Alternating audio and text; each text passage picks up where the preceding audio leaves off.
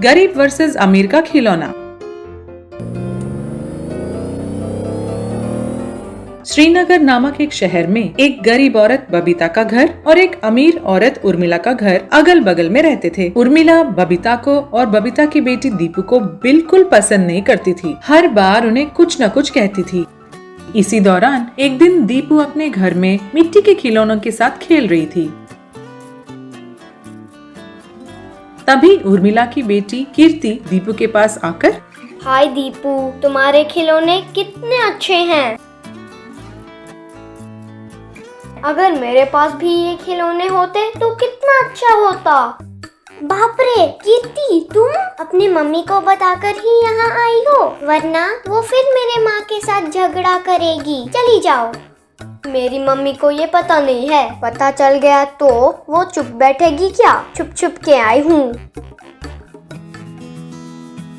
तभी वहाँ पहुँची उर्मिला कीर्ति से, ए कीर्ति, मैंने तुम्हें कितनी बार बोला इस गरीब के घर मत आओ। यहाँ देखा कितना डस्ट है, ये डस्ट तुम पर आएगा तो तुम्हें फीवर आएगा। माँ, दीपू के पास कितने अच्छे खिलौने हैं। माँ, मुझे भी ऐसे ही खिलौने चाहिए, प्लीज दिला दो। क्या ये गंदे खिलौने चाहिए तुझे? घटिया सा ये मिट्टी के साथ बनाते हैं। ऐसी नौबत नहीं आई कि तू इनके साथ खेले। ये सुनते ही वहाँ पर पहुँची बबीता। देखिए मैडम, अगर मिट्टी इतनी ही नापसंद है तो उसमें उगे हुए फसल को क्यों खा रहे हो आप? बच्चों को मिट्टी से इतना ही दूर रखोगे तो जाने अनजाने बीमारियां जरूर आएंगी। देखो, मेरी औकात वो नहीं है कि मैं तुम जैसे नीचे लोगों का सुनूं। आगे फिर कभी ट्राई मत करना ऐसी भाषण देने की मुझे, कहकर वहाँ से उर्मिला चली गई।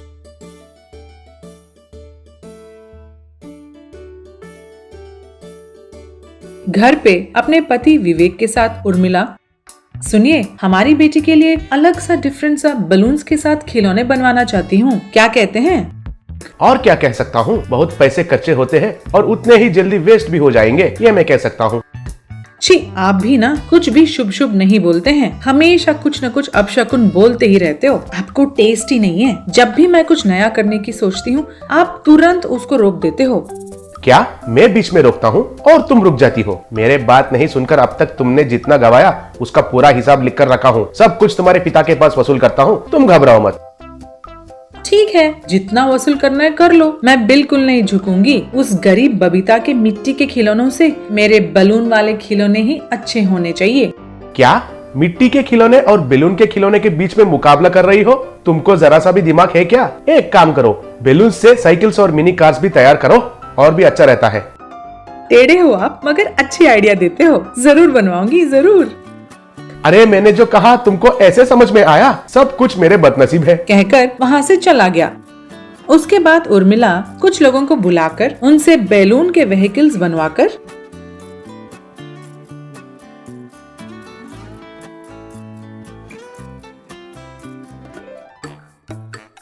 अपनी बेटी को दिखाया। उन्हें देखते ही कीर्ति, माँ, मुझे सच में ये पसंद नहीं आए। ये मिट्टी वाले खिलौने के तरह स्ट्रॉन्ग नहीं होते हैं। जितना भी बोलूं तुम समझती नहीं हो।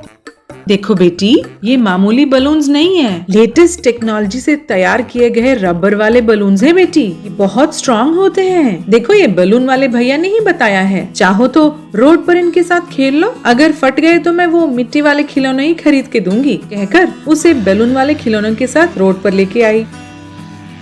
तब कीर्ति उन खिलौनों को ड्राइव कर रही थी। तब एक एक करके सारे बलून्स फटने लगे।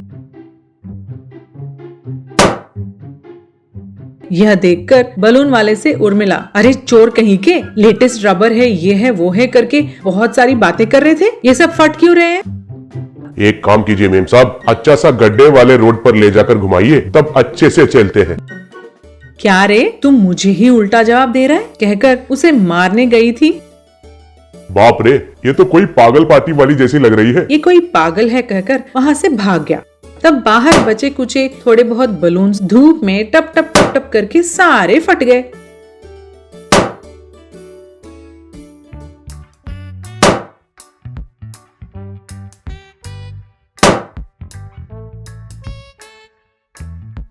यह देखकर उर्मिला अपनी बेटी से, देखो बेटी, ये सारे खिलौने तुम्ही ने फोड़े, कहकर अपने बाप से कहना, तुम्हें मैं कई सारे मिट्टी के खिलौने खरीद के दूंगी, तब तक दीपू के साथ खेल लेना बेटी। ये मेरे लिए और डैडी के लिए कोई नई बात है क्या? तुम हमेशा ऐसे ही कुछ करती हो और मैं तुम्हें बचाती हूँ ऐसे ही कुछ भी। अगले दिन से दीपू और कीर्ति मिट्टी वाले खिलौने के साथ अच्छे से खेलने लगे। गरीब वर्सेस अमीर का खिलौना। श्रीनगर नामक एक शहर में एक गरीब औरत बबीता का घर और एक अमीर औरत उर्मिला का घर अगल बगल में रहते थे। उर्मिला बबीता को और बबीता की बेटी दीपू को बिल्कुल पसंद नहीं करती थी। हर बार उन्हें कुछ न कुछ कहती थी। इसी दौरान एक दिन दीपू अपने घर में मिट्टी के खिलौनों के साथ खेल रही थी। तभी उर्मिला की बेटी कीर्ति दीपू के पास आकर, हाय दीपू, तुम्हारे खिलौने कितने अच्छे हैं। अगर मेरे पास भी ये खिलौने होते तो कितना अच्छा होता। बाप रे कीर्ति, तुम अपनी मम्मी को बताकर ही यहाँ आई हो, वरना वो फिर मेरे माँ के साथ झगड़ा करेगी। चली जाओ। मेरी मम्मी को ये पता नहीं है, पता चल गया तो वो चुप बैठेगी क्या? छुप छुप के आई हूँ। तभी वहाँ पहुँची उर्मिला कीर्ति से, ए कीर्ति, मैंने तुम्हें कितनी बार बोला इस गरीब के घर मत आओ। यहाँ देखा कितना डस्ट है, ये डस्ट तुम पर आएगा तो तुम्हें फीवर आएगा।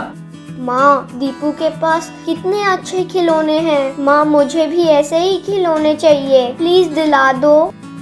क्या ये गंदे खिलौने चाहिए तुझे? घटिया सा ये मिट्टी के साथ बनाते हैं। ऐसी नौबत नहीं आई कि तू इनके साथ खेले।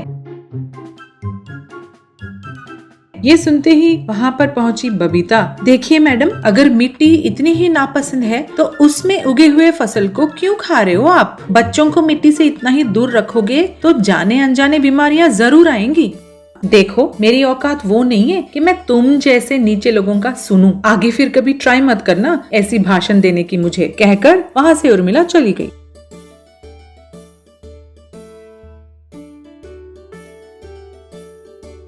घर पे अपने पति विवेक के साथ उर्मिला, सुनिए, हमारी बेटी के लिए अलग सा डिफरेंट सा बलून्स के साथ खिलौने बनवाना चाहती हूँ, क्या कहते हैं? और क्या कह सकता हूँ, बहुत पैसे कच्चे होते हैं और उतने ही जल्दी वेस्ट भी हो जाएंगे, ये मैं कह सकता हूँ। छी, आप भी ना कुछ भी शुभ शुभ नहीं बोलते हैं, हमेशा कुछ न कुछ अपशकुन बोलते ही रहते हो। आपको टेस्ट ही नहीं है। जब भी मैं कुछ नया करने की सोचती हूँ आप तुरंत उसको रोक देते हो। क्या मैं बीच में रोकता हूँ और तुम रुक जाती हो? मेरे बात नहीं सुनकर अब तक तुमने जितना गवाया उसका पूरा हिसाब लिख कर रखा हूँ। सब कुछ तुम्हारे पिता के पास वसूल करता हूँ, तुम घबराओ मत। ठीक है, जितना वसूल करना है कर लो, मैं बिल्कुल नहीं झुकूंगी। उस गरीब बबीता के मिट्टी के खिलौनों से मेरे बलून वाले खिलौने ही अच्छे होने चाहिए। क्या मिट्टी के खिलौने और बेलून के खिलौने के बीच में मुकाबला कर रही हो? तुमको जरा सा भी दिमाग है क्या? एक काम करो, बेलून से साइकिल्स और मिनी कार्स भी तैयार करो, और भी अच्छा रहता है। टेढ़े हो आप, मगर अच्छी आइडिया देते हो। जरूर बनवाऊंगी, जरूर। अरे मैंने जो कहा तुमको ऐसे समझ में आया? सब कुछ मेरे बदनसीब है, कहकर वहाँ से चला गया। उसके बाद उर्मिला कुछ लोगों को बुलाकर उनसे बैलून के व्हीकल्स बनवाकर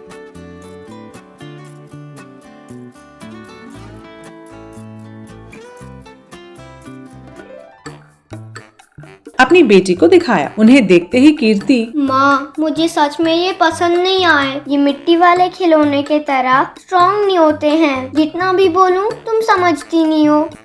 देखो बेटी, ये मामूली बलून्स नहीं है, लेटेस्ट टेक्नोलॉजी से तैयार किए गए रबर वाले बलून्स हैं बेटी। ये बहुत स्ट्रॉन्ग होते हैं। देखो, ये बलून वाले भैया ने ही बताया है। चाहो तो रोड पर इनके साथ खेल लो, अगर फट गए तो मैं वो मिट्टी वाले खिलौने ही खरीद के दूंगी, कहकर उसे बैलून वाले खिलौनों के साथ रोड पर लेके आई। तब कीर्ति उन खिलौनों को ड्राइव कर रही थी। तब एक एक करके सारे बलून्स फटने लगे।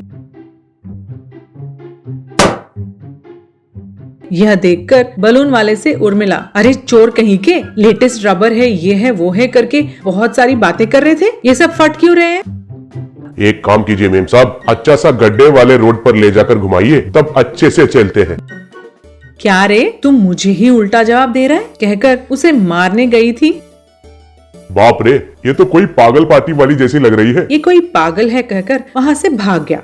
तब बाहर बचे कुचे थोड़े बहुत बलून्स धूप में टप टप टप टप करके सारे फट गए।